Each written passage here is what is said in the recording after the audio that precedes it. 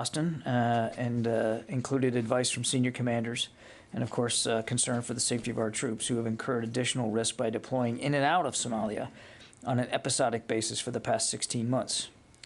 We're evaluating the appropriate timing and the next steps for implementation of this order. So you're just going to have to give us a little time, and we're working our way through exactly what this is all going to look like. I don't have any additional details for you right now. I want to remind that those forces, as they have been, will continue to be used in training, advising, and equipping partner forces to give them the tools that they need to disrupt, degrade, and monitor Al-Shabab. Our forces are not now, nor will they be, directly engaged in combat operations. The purpose here is to enable a more effective fight against Al-Shabab by local forces, and Al-Shabab has increased in their strength and poses a heightened threat. So again, this is a repositioning of forces that are already in theater, who have traveled in and out of Somalia now on an episodic basis since January of 2021. Our view was, the Secretary's view was that that episodic engagement model was inefficient and increasingly unsustainable. Forces also lost time on target, and critical situational awareness needed to detect and disrupt an enemy attack. By time on target, I mean time on station.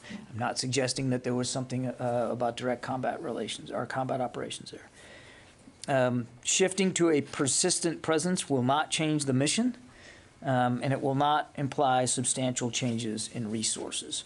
We're working now to evaluate local conditions, including those following the Somali presidential election yesterday, and we're engaging partners in the region, including the Somali government, to determine the best way forward. That is as far as we're going to be able to go on that one today. Also, on Tuesday, after a 2-year hiatus due to the COVID-19 pandemic, the Association of the U.S. Army and the U.S. Army Pacific Command will convene their 3-day Land PAC Symposium and Exposition in downtown Waikiki. Land PAC is the premier land forces symposium and exposition in the Indo-Pacific region, bringing together government, academia, industry, and many of our allies and partners. Over 25 countries are expected to participate in person this year. It will run from the 17th to the 19th, and many of the panels and press conferences will be live streamed on Divots. And I'm told that you guys should already have in your email inboxes the feature link page for Divots, so you can access that. Okay, go to questions. Ben from AP. I know you said you didn't want to have the details, any further details on Somalia, but can you tell us what components will be made up of that and what branches? Yeah, it's not that I didn't want to have the details. I'm not going to be able to provide additional details in terms of what that's going to look like. I'd refer you to AFRICOM to speak to that, but I doubt seriously that they're going to get into actual unit designations, Ben. Okay. Yeah, Jen. John, can you discuss what the security guarantees you plan to give to Sweden and Finland while they apply to NATO, given that it could be an 8-month to a year-long process? What are the bilateral sort of security guarantees you're willing to? Yeah, so I think that's farther afield of where we are right now, Jen. They haven't even made a formal application to NATO. So there's a multi-step process here going from application to accession. And I don't want to get ahead of where we are. What I said last week applies today. These are 2 countries with modern militaries. They're 2 countries that we have operated and exercised with. We know them, they know us. From just a bilateral U.S. relationship perspective, there's a level of comfort there, and we're confident that should there be capabilities or support that either nation might need in the interim between application and accession, that we'd be able to work something out with them. But I don't want to get ahead of where we are right now. And what is your reaction to Putin's response to their informing him that they will likely apply for NATO? I think, look, I'd let Mr. Putin speak for himself. I don't think there was a great shock or surprise that the Russians reacted the way they did about the news of these 2 countries wanting to join NATO. I think there's a few things that we all need to keep in mind. One, NATO is a defensive alliance. It has never, and it does not now pose a threat to any other nation, and that includes Russia. 2, it's not up to Mr. Putin or any other third party to get a veto on whether a nation joins NATO or not. That is between that nation and the other members of NATO to decide. And again, there's a multi-step process here.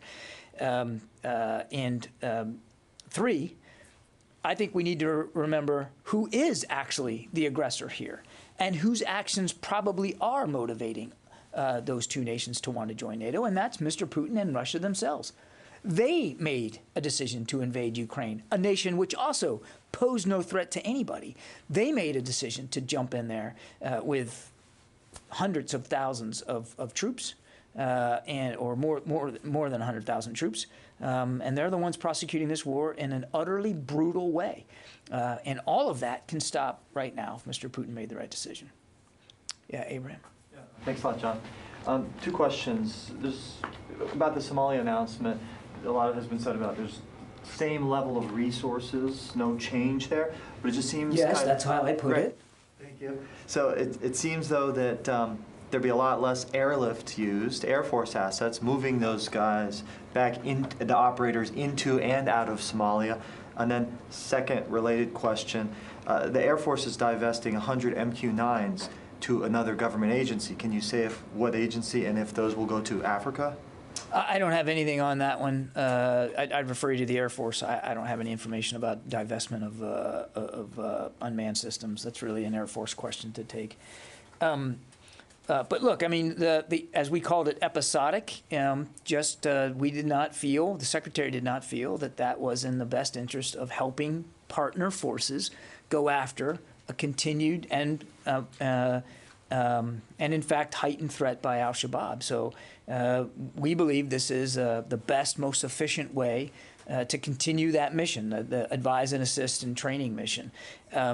And by having a persistent presence, it's possible that there will be a diminution, if you will, on transport back and forth, I think. But in general, Abraham, I mean, this isn't going to make a huge difference resource-wise, and it's just the right thing to do. I mean, the advise and assist mission, as we've seen in many places around the world, is best done when you're on site and you can develop those relationships and keep those conversations going and stay as relevant as possible when you're coming and going. That's a little bit, that contact is a little bit harder to work. Barb? The opportunity for more ISR from Somalia?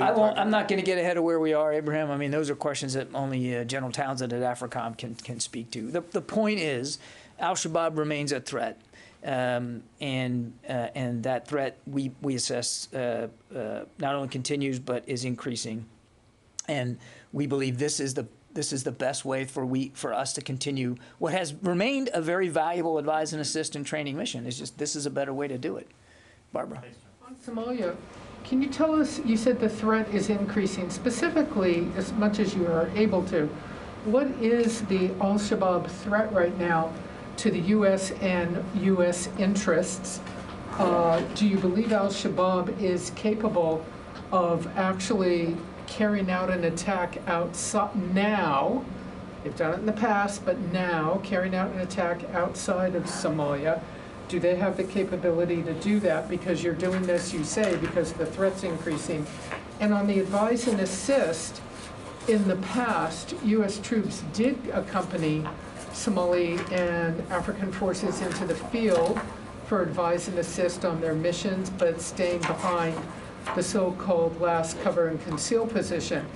Will that still be the rules of the road for U.S. troops, that they will, in the advise and assist role, go out into the field on missions, but stay behind any so-called, sort of line of contact, if you will? I'm not going to get into specific ROE from the podium. I don't think that would be a valuable thing to do. The advise and assist mission that we've been conducting will continue.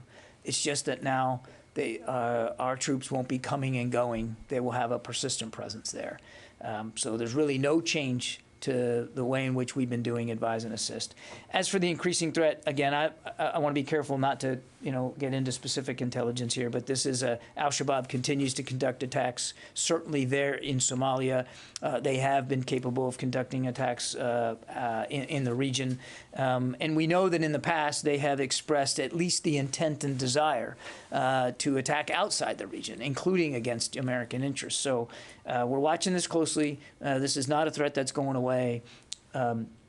again, it's not like we haven't been doing anything in Somalia at all. That's not true. It's just the Secretary believes, and the President has approved his recommendation that that a better, more efficient way to get at that threat is to have a more persistent presence. But it'll be a moderate presence. It'll be the work they'll be doing will be deliberate to the threat. Very quick Ukraine follow-up.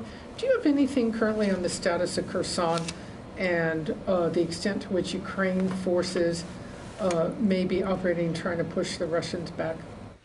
In Kherson? In and around Kherson, do you have any status on Kherson at the moment? Again, being careful that not to get into too much tactical detail here in Ukraine.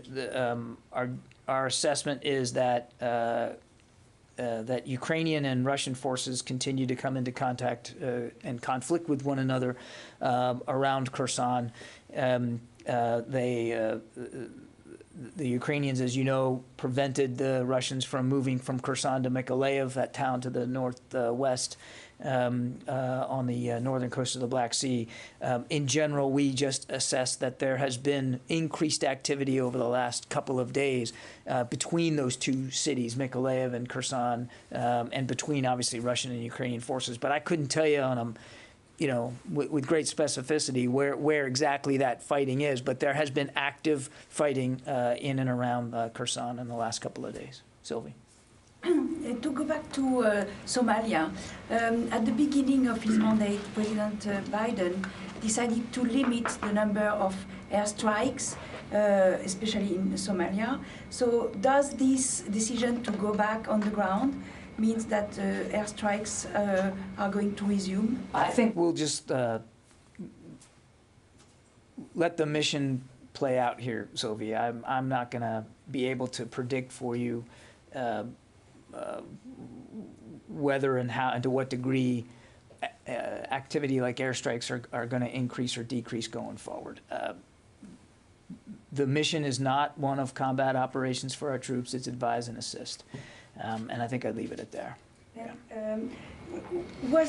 Why now? Was there a specific incident that caused No. Secretary Austin to ask for a change? No. I mean, this is something, this is an outgrowth over many months of talking to General Townsend at AFRICOM and getting his fingertip feel for what's going on. It's been a result of watching the Al-Shabab threat as they have continued to pose that threat in Somalia and in the region. And again, this was an outgrowth of a very deliberate, mature, reasonable policy process here at the Pentagon to come up with a recommendation, again, based on the advice and counsel of General Townsend, as well as the chairman, General Milley, about what the best way forward for this advise and assist mission. And again, we believe it's the right thing to do to be there in a more persistent way. But again, the mission is not changing. Moshe. Quick one on Ukraine.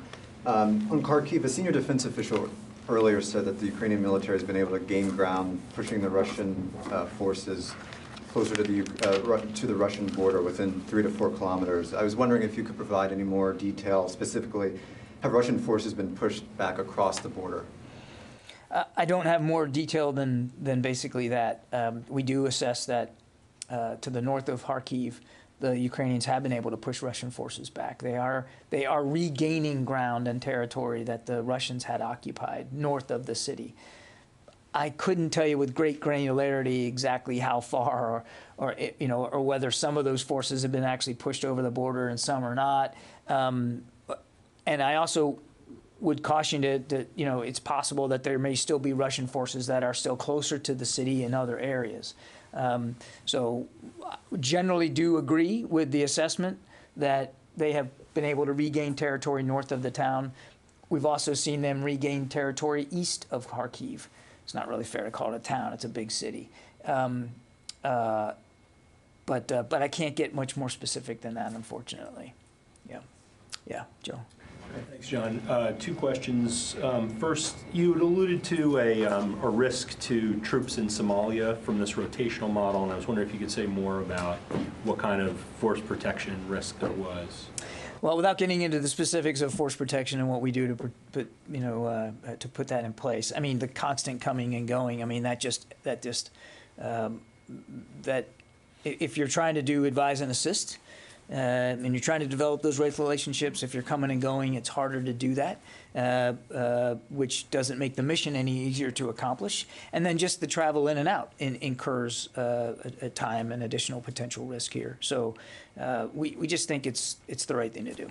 And then on Sweden, Sweden's defense minister is visiting Washington later this week. Is he going to be here? And can you offer any kind of preview of his on what might be on the agenda? The Secretary is looking forward to meeting with the Swedish defense minister on Wednesday, and we'll certainly have more to say about that after that meeting is over. I don't want to get ahead of the agenda. I have no doubt that the defense minister will want to discuss with the secretary their plans with respect to NATO, but I also think that there'll be a robust discussion about what's going on in Ukraine, because it has fundamentally changed the security environment in Europe, and it's clear that the Swedish people also recognize that it has changed. So I have no doubt that that'll be a major topic of discussion. But again, we'll do like we normally do. You guys will be able to catch the beginning of the meeting, and then we'll have a readout afterward. I'll probably end up coming up here to talk about it. Travis. Thanks, John. Two questions. The first on Somalia. It appeared from other reporting that part of the Secretary's justification to the President was that this will allow the targeting of specific leaders within Al-Shabab. Can you confirm that? I'm just going to say that it will allow us to do a better, more persistent job of advising and assisting the Somali forces, our partner forces there, as they go after Al-Shabaab. And the second question, totally unrelated topic, with this baby formula shortage, has there been any talk at all at the Secretary's level about whether this is a problem for military families and whether there's any kind of assistance or relief that could be provided? Yeah, it's a great question, actually, Travis. We're not immune to the same supply chain problems that other families across America are experiencing. And as you know, we have the commissary system on bases that provides groceries and foodstuffs for military families as a benefit of being in the military. But again, we're not immune to this problem, so we're working our way through that very, very, very hard. So the Defense Commissary Agency, otherwise known as DECA, because we have to have an acronym for everything, DECA is monitoring the current market situation impacting the supply of baby formula. Our assessment right now is that both overseas and remote commissaries are currently at an adequate level of supplies for baby formula. The Defense Commissary Agency is working to ensure that all orders for overseas and remote stores receive baby formula shipments. They're working daily with distributors to address any product disruptions. Current stock levels of available baby formula here in the continental United States is at 50% at our commissaries throughout the states. And overseas, it stands at 70%. And as I said, the DECA is doing everything that it can to get the products they need onto store shelves, and that includes, again, overseas commissaries. So we're not immune. The Defense Commissary Agency is already ahead of that problem and doing everything they can to keep things on the shelf as best they can. Sure. So those percentages would be a percentage of the amount that you would typically normally expect. have, yeah. So it's 70% of what we would normally keep overseas we've got on the shelves, and then 50% here at home. Yeah. Can I follow up on that real quick? But is that 50% a problem for military families? Do you have any indications or reports yet at any bases in the United States that families cannot get the supply they need because only 50% is available? And are you able to replenish and maintain that 50% at least? We're working on this very, very hard, Barbara. I know of no indications. That's not to say that I can't speak for every military family at every base, and what every commissary has on any given hour on their shelves. but we did check with the Defense Commissary Agency, and right now, today, they assess that throughout the United States, there's a 50%, what they normally would have, they've got 50% of what they normally would have on store shelves, and 70% overseas. But I couldn't speak to every individual commissary or every individual military family. What we can say is that we aren't immune to the same supply chain problems that the rest of the country's facing, number one. Number two, we obviously take it very, very seriously, our responsibility to make sure that the kinds of things our families need to take care of themselves, to feed their children, we take that very seriously too, and we're working very, very hard at that. And the Defense Commissary Agency, as you would expect them to do, are monitoring this situation as closely as they can, and particularly for overseas, they're working closely with distributors to make sure we can keep those stocks up. Because in overseas, it's always not as always as easy for our military families to get foodstuffs in some overseas, and particularly remote commissaries. Yeah, in the back there. Yesterday, a video was released from Mariupol of what seemed like burning munitions falling over the steel plant. And a British military expert says that it could be white phosphorus. Is there any word from the Pentagon about that? Any confirmation? Can't confirm that. Yeah. Let me go back to the phones here. Matt Saylor from ABC. Hi, John. Thank you. On unidentified aerial phenomena with Ronald Moultrie and Scott Bray on the Hill tomorrow to discuss recent DOD findings. I just wanted to see if you could give any preview of what we might expect out of that. And also, if you could say, when is the last time that Secretary Austin was briefed on the ongoing UAP research by DOD? I'll have to take the question on the last time he might have gotten a brief. I'm not tracking that, Matt. Look, as I said last week, we look forward to getting a chance to testify to Congress about the work that we're doing to get a better handle on the process itself. I'm not going to get ahead of a hearing that hasn't happened yet, but I know Mr. Moultrie's looking forward to walking members of Congress through how we're going to organize around this effort. And that's really what this is about. It's about organizing around the effort so that there's a common collection process for how these reports get brought into the system, how they get analyzed, how they get investigated, and then how they get adjudicated. That's what we really got to get our arms around. And I think Undersecretary Moultrie is looking forward to that. Jeff Selden. John, thanks very much for doing this. A few on Somalia. General Townsend has been talking about the downside with what he called commuting to work in Somalia since at least April 2021. He noted in June 2021, at that point, Al-Shabab was threatening Somalia, the region, and potentially the U.S. homeland itself. So what finally convinced everyone about a year later that the tipping point had been reached, and now was the time to finally send the troops back to Somalia?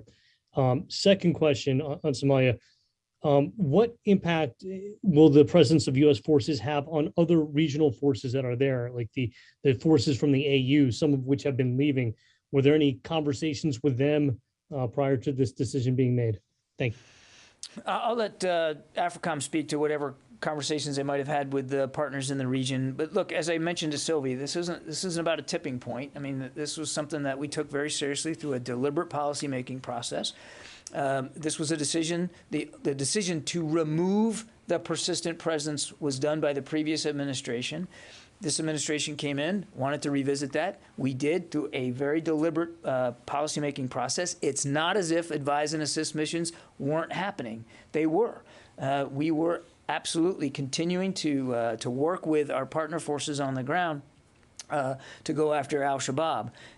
But you're absolutely right. General Townsend made clear that his view was that it was better to have a persistent presence. His recommendations and those of other senior military leaders were factored into this process, and we are where we are. I wouldn't point to a specific date on the calendar or a specific event and saying, well, that's it. That is what convinced us. What convinced us was having a reasonable, mature, deliberate policymaking decision process to get to this decision. And again, the Secretary made the recommendation and the President authorized it, and we're looking forward to moving forward now. And there's some additional spade work that needs to be done to change from where we are now, episodic events, an episodic presence, to a persistent presence.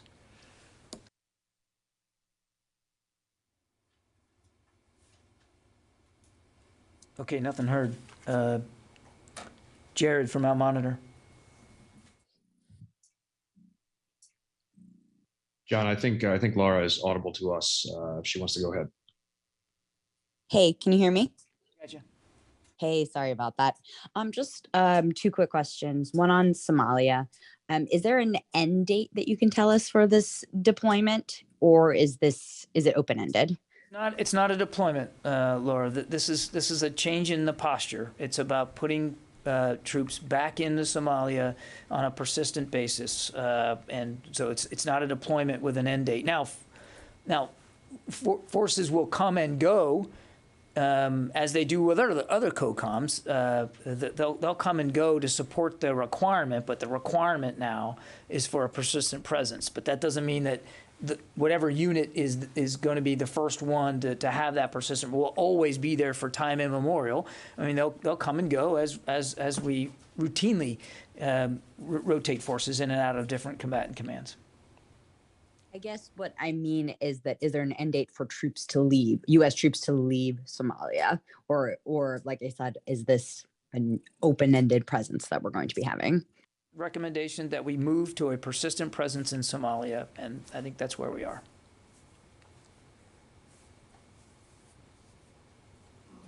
Okay. Did you have another one, Laura?